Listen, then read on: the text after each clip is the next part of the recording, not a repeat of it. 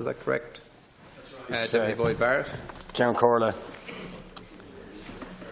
Minister, this budget really is an establishment budget of crumbs and scraps that will make no difference, or next to no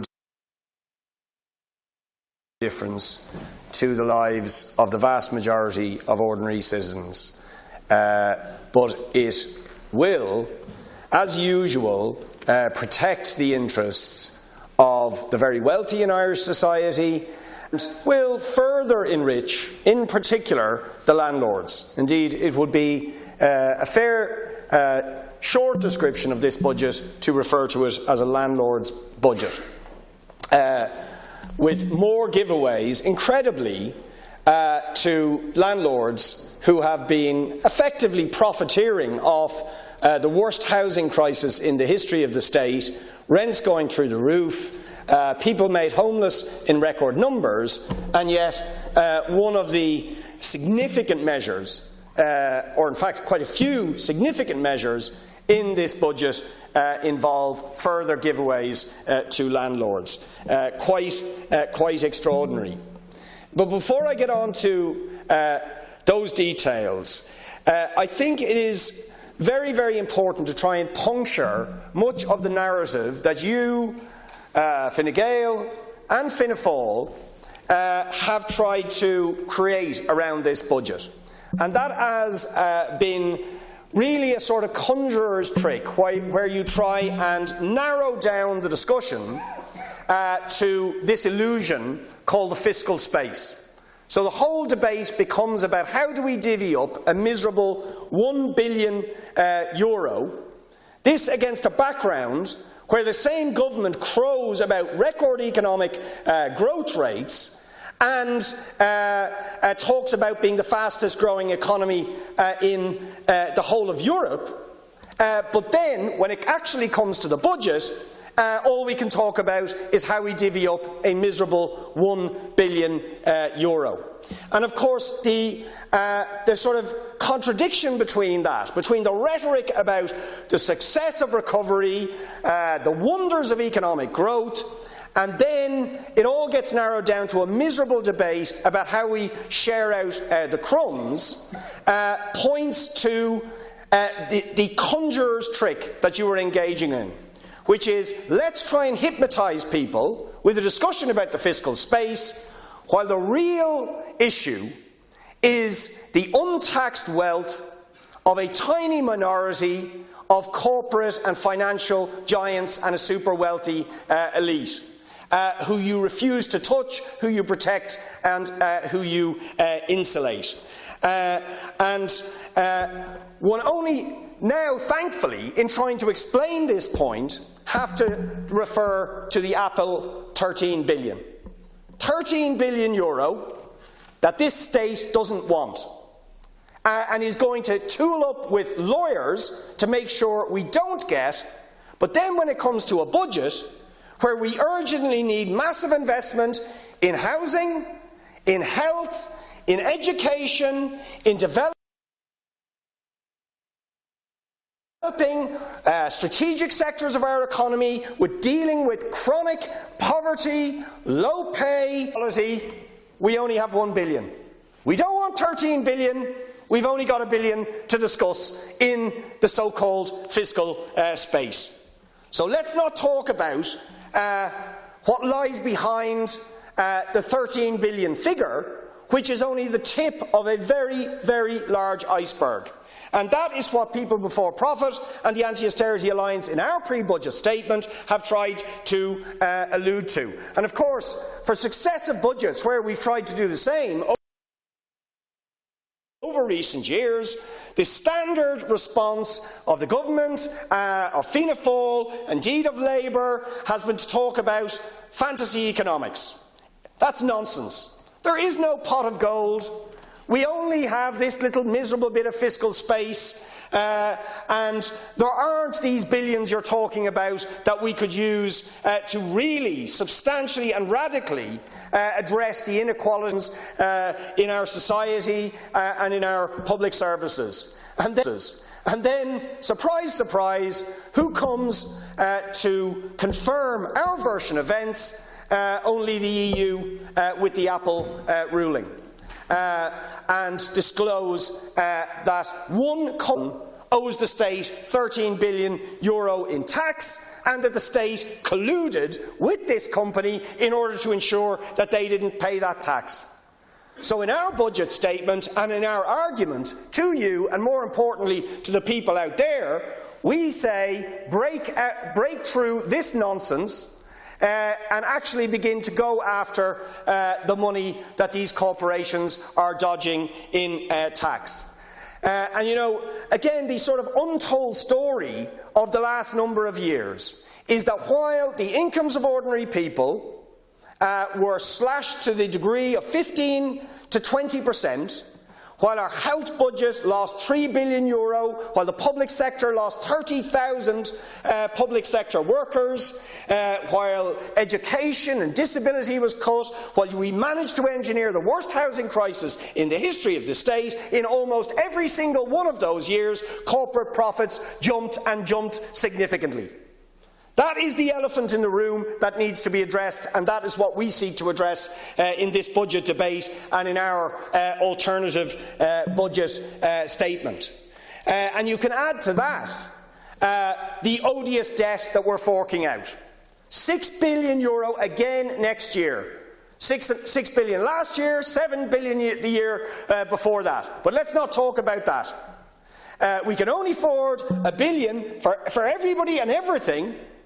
But we can afford to pay out €6 billion on a debt that resulted from the greed and gambling of a corporate elite in this country. We can't talk about the €8.6 billion in cash held by NAMA and the Strategic Investment Fund, and even if we talk about it, we can't spend it. Because of the insane fiscal rules. We're not allowed to spend money we actually have to deal with the housing crisis, health, the investment in education, the investment in other areas like arts, like forestry, like childcare. And I'll go on to talk about the details of some of these things. We don't talk about that. This money is just literally being given away. And of course, that speaks to a wider trend, if you like, in what the cumulative effect of establishment-type budgets of this sort, and the way you have reacted to the economic crisis, and indeed of the neoliberal policies you have pursued for the best part of 20-25 years, variously between you, Fianna Fáil, Fine Gael and Labour, which have seen an ongoing and dramatic transfer of wealth from the have-nots to the haves, so that the top 10% have gone from having 34% of all income now to having 39% of income. That same top 10% have 50% of the benefit of the increase in total income of €21 billion. In wealth, the transfer is even more dramatic, with the top 10% previously having had 42% of the wealth of this country, itself an obscene figure. Now they have 52% of the wealth, while the bottom 50% of the population, the bottom half of the population, have only 5%. Extraordinary levels of inequality. Nothing being done about that. Instead, a continuous transfer of wealth to that ever richer minority at the top of Irish society. And that brings me, I suppose, to some of the details in this budget. Some of the things I don't know if they fully come out, but this is the cost of not looking to tax the corporations, the wealthy, the high-income earners, the financial speculators in the IFSC of continuing to pay out billions in interest on odious debt. Arts, cut again by 15%. Sorry, 16%. A 30 million cut in the arts budget. I don't know if anybody has even referred to that. Absolutely disgraceful. After the debate we had in this House only a few weeks ago or just before the summer break about the importance of arts, we had people standing up waxing lyrical about the role of our culture and heritage, of its economic value, of its intrinsic value in itself, and we cut by 16% that budget. Absolutely outrageous. The budget for the Irish language cut by 9%. So much for our concern for our own heritage. The budget for sports cut by 17%, a total cut of €21 million. The budget for local government, which was supposed to get extra resources as a result of the local property tax, cut by 70%. A 30 million cut in the local government budget. I was out supporting librarians in my own area recently where they're protesting about the fact that there's moves on now to have libraries run by machines instead of by human beings. By librarians who are trained to help the people who come into them, the young people, the disabled people, the elderly people and so on, who are being replaced by machines. So it seems that now justifies a cut in the money that goes to local government and the local services on which people depend. That's the reality of this budget.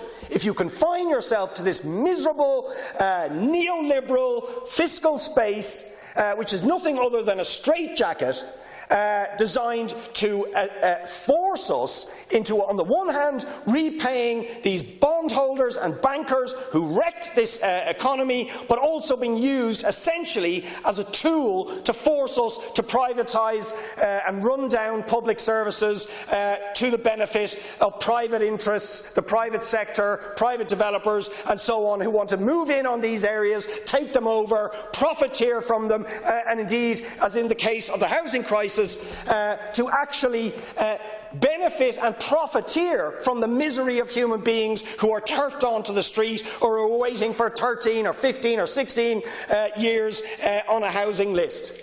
And that brings me on to the specifics of housing. The much crowed about £1.2 billion in housing. What a load of nonsense. What a load of nonsense. What is the reality when you look at the actual detail of the housing proposals? We are going to get, and it's in the budget books, 1,500 direct build council houses next year. 1,500. Now let's just put that in context. Housing list of nearly 160,000. In Dunleary-Rathdown, my own constituency alone, there are more than 6,000 people on the list. So, the entire new build of local authority housing next year would not even cut by half the housing list in my area. One area. That's how bad it is. Absolutely pathetic. Where is the money going? And again, it's in the book. 100 million extra to HAPs, private landlords. 137 million in RAS, private landlords. 200 million in infrastructure grants to private developers and private landlords to encourage them, supposedly, to provide affordable housing.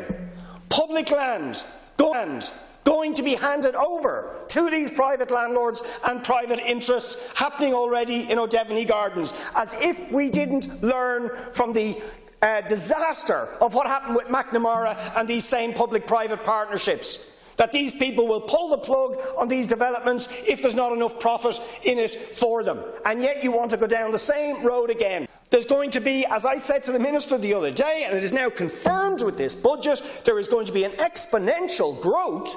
As this HAP scheme is rolled out, there is going to be an exponential growth in the amount of public money year on year that is going out to private landlords. And that is confirmed by the fact that the majority of next year's budget is actually going out in paying landlords. HAPs, RAS, infrastructure grant, and don't forget the rent allowance, which continues, all into the pockets of private landlords. And the whole country will only get 1,500 social housing units, and not even all of those will be local authority. Absolutely shocking. So despite all of the rhetoric, actually what's going on is, I won't even say a stealth privatisation. It is staring us in the face. This is wholesale privatisation of the housing sector and of public land, and we are paying for it. It's absolutely disgraceful. Then you look at health. People waiting in chronic pain for 2 years on a waiting list to get hips replaced, people waiting for hours and days on trolleys in hospitals, a complete failure to resource the area of mental health and implement the Vision for Change policy, which has been agreed policy for years now, but has never been resourced, never been staffed. The whole scandal of home care packages. I've talked on 2 occasions in this House about a man, just one, but it's useful to humanise this, William O'Brien, who's been looking for a home care package. They've accepted his need for his son, who has a very serious disease, an old man who's looking to be the carer for his own son. We can't get the home care package, and what do we get? What do we get? After you take out the cost of standing still, of the demographic changes, there will be only about, in total, for the whole health area, and you take out Lansdowne Road, there will only be a few hundred extra million for the health service. In fact, almost a whole lot of it is going to be eaten up by the demographic increased pressures and by Lansdowne Road. So the cumulative effect is, on Vision for Change, nothing. Look in the document, nothing. There's no extra money for Vision for Change. And on home care packages, we're going to get an extra 950 home care packages. Now, this is against a background where, in the case of William O'Brien, and I presume this is happening to many people like him, we have been told since May of this year that the budget was used up. Halfway through the year, the budget was used up. Where we've had approximately 2 million home care hours cut from the system since 2009. Where there was, I think, 55,000 people in 2009 were getting home care packages, and that was cut to about 47. And now we're getting just an extra 950. It won't go anywhere near meeting the desperate need of people who need these packages. This is pathetic. Disability. Virtually nothing. Virtually nothing. A miserable 21 million, but nowhere near what has been asked for. I see John Dolan has already come out with a statement saying what a disgraceful disappointment this whole budget is in terms of addressing the desperate needs of people with disabilities who have been hammered as a result of the cuts over recent years, and were always short-changed, under-resourced, lack the supports that they should have. They should have nothing really, anything substantial for them at all.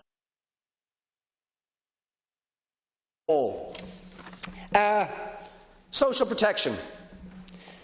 An extra €5 for pensioners and for other social welfare recipients. But here's the rub.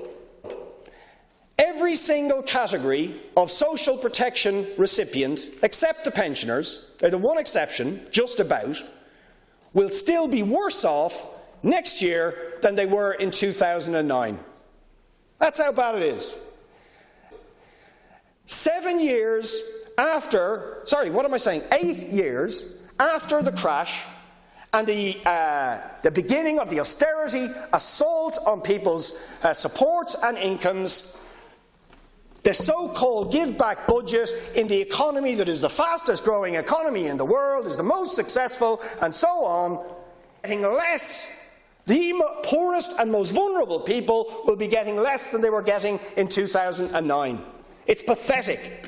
And of course the cost of living in that time has gone up on a whole number of fronts, and the cost of accommodation has gone absolutely out of control, as we know.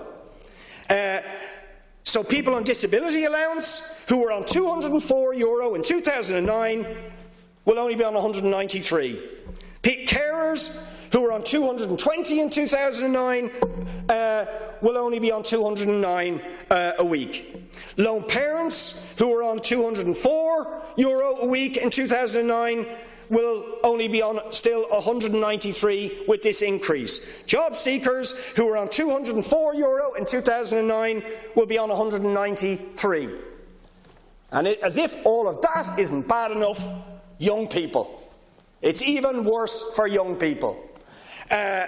So that the 18 and 21-year-olds, after the increases that you're giving them, will be on €102 when they were on €204 in 2009. Similar for 21 to 24.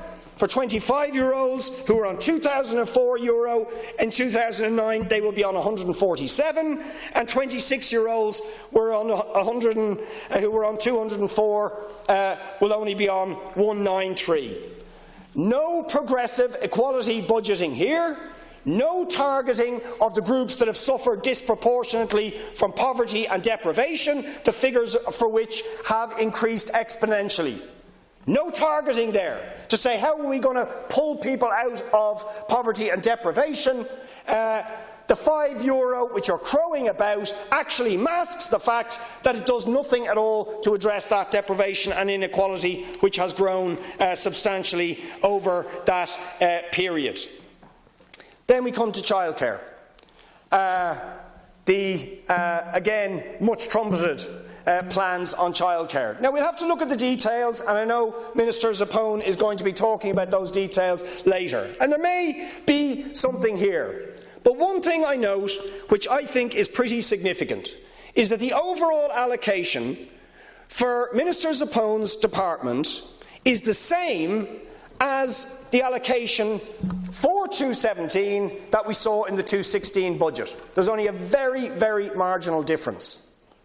Now, what that tells me is there's not much extra money, which begs the question, are people going to benefit from it in any significant way? And also, I suppose, possibly explained by the fact that it's not going to be implemented until September of next year anyway. So one of the big sort of headline measures of the budget about childcare, when you actually look at the figures, the money doesn't seem to be there. And it's certainly not there in 2017. Maybe it's going to be there in September. We'll see. But let me tell you something else about the childcare, is that even if the money was there, I was talking to somebody who is a childcare provider yesterday, and they were telling me they simply will not be able to accommodate the demand.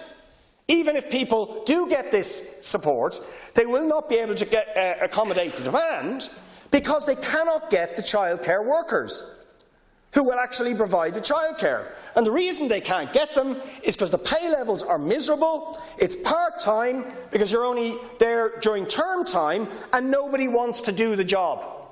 So unless you put the investment into creating a proper, publicly funded, national childcare service, as we have proposed, and indeed budgeted for in our alternative budget, it is seriously doubtful that you will actually be able to deliver the childcare that you are talking about to the people who need it. Education,